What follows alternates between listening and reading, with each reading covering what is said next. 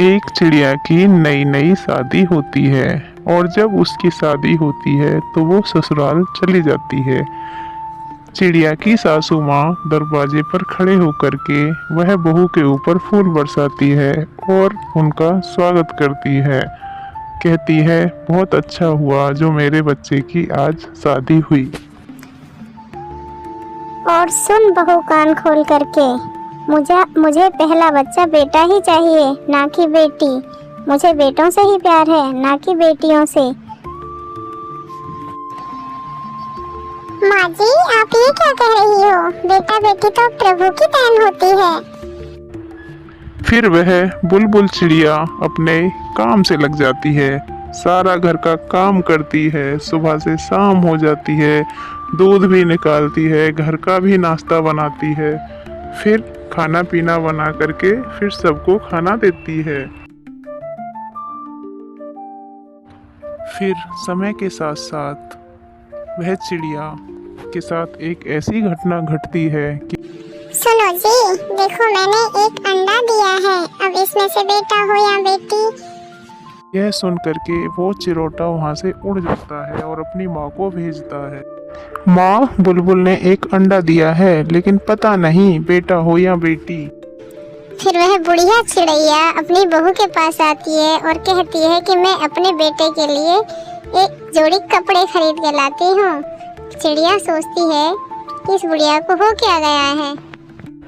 फिर वह चिड़िया कपड़े लेने के लिए बाजार चली जाती है और वह दूसरी चिड़िया अंडे को देखती है कि भगवान बेटा होगा या बेटी, मुझे बचाना तू मालिक। चिड़िया पहुंच जाती है मार्केट और वहाँ दुकानदार से कहती है कि भैया मुझे एक जोड़ी कपड़े दे दो। वो कहता है कि लड़के के चाहिए या लड़की के। फिर वह चिड़िया कहती है, बुढ़िया चिड़िया कहती है, खबरदार जो मेरे सामने बेटी का नाम लिया तो 19-20 दिन का लड़का है मेरा, उसके लिए कपड़ा चाहिए। फिर कपड़े को लेकर के वो अपने घर आ जाती है। उधर वह अंडा फूट जाता है और उसमें से बेटी जन्म लेती है, छोटी सी चिड़िया। फिर देखिए क्या होता है आगे। माँ जी, ये तो बेटी है। चिड़िया कहती है, चुप हो जा मनहूस। हे भगवान, आज तक मेरे घर में किसी बेटी ने जन्म नहीं लिया और तेरी तो शक्ल ही ऐसी है जो तूने इस बेटी को जन्म दिया। मुझे तो बहुत बेटी से नफरत होती है। ये तूने क्या कर दिया? तूने तो कुल ही बदल दिया मेरा, बेटियों को जन्म दे करके। माँ जी, ये भगवान की देन है। बेटा हो या बेटी, सब कर्मों के हिसाब से मिलता है। इसमें मेरा कोई दोष नहीं है। चुप हो जा मनहूस कहीं की। फिर वह चिड़िया बड़ी मुश्किल से अपनी बेटी को पालती है और फिर कुछ दिन के बाद वह दूसरा अंडा भी दे देती है।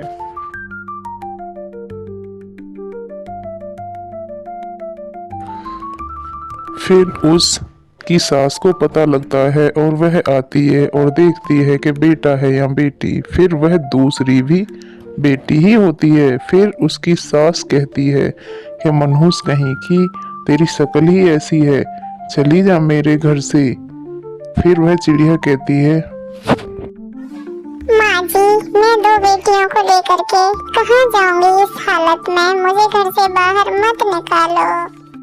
नहीं, मैं तेरी 2 बेटियों के साथ तुझे इस घर में नहीं रहने दूंगी। इसीलिए मैं कह रही हूँ, अभी जा और घर के बाहर निकल के बैठ जा। मेरा बेटा आ रहा होगा, वो भी तेरी नहीं सुनेगा। जा यहाँ से अभी और इसी समय।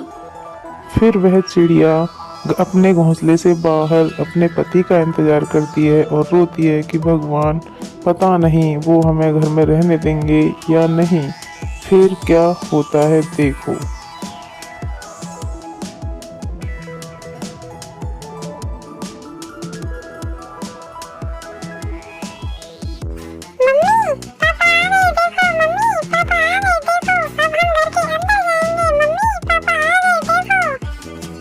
अरे ये तो बहुत अच्छा हुआ।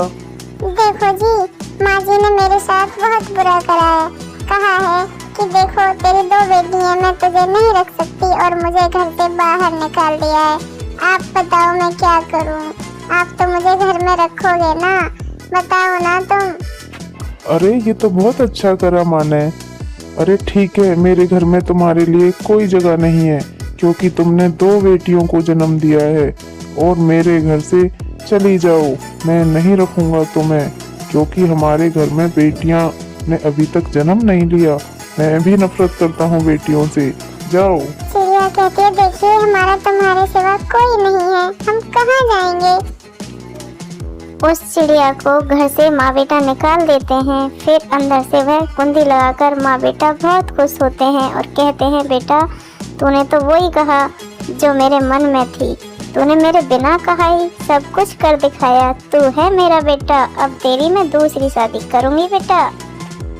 फिर वह चिड़िया अपनी दोनों बच्चियों को लेकर के बहुत दूर चली जाती है और सोचती है कि भगवान कौन से बुरे कर्म का फल मुझे मिला है। आज मैं इन बेटियों को लेकर के कहाँ जाऊंगी। हे परमात्मा मेरी रक्षा करो, हे भगवान मेरी रक्षा करो, कहाँ हो आप। अरे इस सुनसान जंगल में ये बहन कौन है और इसके पास 2 बच्ची भी हैं। इस जंगल में ये कहाँ रहेंगी और ये कहाँ जा रही है, पता नहीं कहाँ से आई हैं ये। बेटियों, ये मेरा बहुत पुराना एक घोंसला है। आज से हम तीनों यही रहेंगे और तुम चिंता मत करना मेरी बच्ची। मैं तुम्हें सब चीज खिलाऊंगी और मैं तुम्हारे लिए एक से एक अच्छी चीजें लाया करूंगी ढूंढ ढूंढ के। कभी तुम्हें तुम्हारे पिता का एहसास नहीं होने दूंगी। आज से तुम यहीं रहना और अपना ध्यान रखना, क्योंकि मैं अब तुम्हारे लिए खाना लेने जा रही हूँ। जब वह चिड़िया जंगल से लकड़ियां ला रही थी घोंसले के लिए, तो उसे एक दूसरी चिड़िया मिलती है और वह दूसरी चिड़िया उसके पीछे पीछे लग जाती है और देखती है आखिर ऐसा क्या हुआ इसके साथ जो ये अकेली 2 लड़कियों को लेकर के यहाँ आ गई है। वह चिड़िया दूसरी उसका पीछा करती है और देखती रहती है कि ये कितनी दुखी है। क्यों ना मैं इसे समझाऊं कि बहन तुम्हें हो क्या गया है, आखिर क्या है तुम्हारी बात, कौन सी तुम्हारे पास मजबूरी है। वह ये देखती रहती है।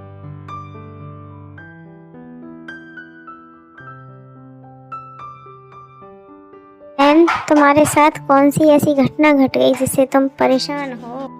अरे बहन, मैं बड़ी किस्मत की मारी हूँ। मेरे 2 बेटियों ने जन्म ले लिया। मेरी सास को पसंद नहीं था कि बेटियां हो मेरी, उन्होंने इसलिए मुझे घर से बाहर निकाल दिया। अब मैं यहीं रहती हूँ और अपनी बच्चियों का ख्याल रखती हूँ। शायद पिछले जन्म में कोई बुरे कर्म करे होंगे मैंने, उसका फल भोगने को मुझे आज यहाँ मिल रहा है। आज तो आनंद आ गया बातें सुन करके एक ऋषि जी की।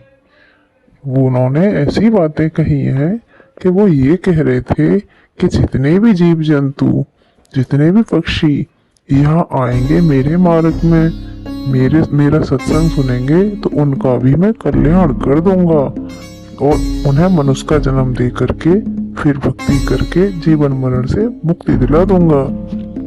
और वे ये भी कह रहे थे कैसा भी दुख हो, कैसा भी कष्ट हो, सब दूर हो जाता है इस सत्संग के सुनने से। भैया इससे अच्छा कोई और मार्ग नहीं है।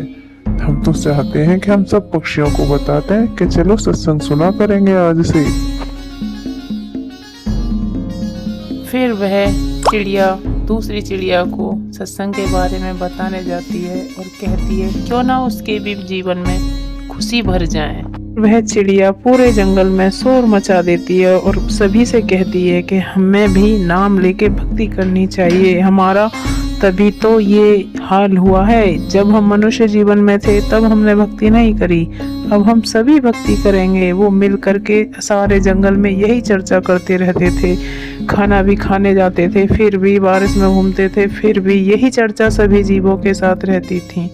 आज वह सभी सुखी हैं और परमात्मा की शरण में हैं और फिर वो चिड़ियाएं खुशी खुशी पूरा अपना जीवन व्यतीत करती हैं और मंगलाचरण गाती हैं। मेरे